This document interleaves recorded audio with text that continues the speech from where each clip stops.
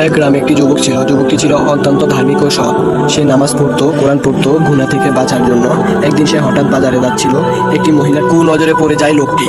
মহিলা একটি প্ল্যান করে লোকটিকে নিজের বাসায় ডাকে। লোকটি ভাবে হয়তো কোনো সাহায্যের জন্য আমাকে ডাকে। এটি ছিল সুন্দর এবং চরিত্রহীন। তখন সে ঘরে প্রবেশ করলো। নারী তখন দরজাটি আটকিয়ে বলল, আজ তুমি আমার সাথে পাপ করো, নয়তো আমি চিৎকার করে বলবো তুমি আমার ঘরে জোর করে ঢুকেছ। যুবক হতবাক হয়ে গেল এবং দেখলে চারদিকে বন্ধ, কেউ শুনতে পাবে না। পাপ না করলে তার নামে কলঙ্ক লাগবে, আর করলে তো আল্লাহর কাছে তার গুনাহ হবে। সে একটি বুদ্ধি বের করলে বলল, ঠিক আছে, আগে আমাকে একটু বাথরুমে যেতে দাও।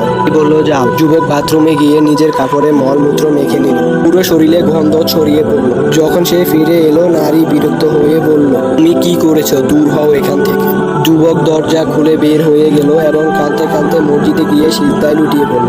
হে আল্লাহ, আমি তোমার জন্য অপমান সহ্য করেছি, তুমি আমার ঈমান হেফাজত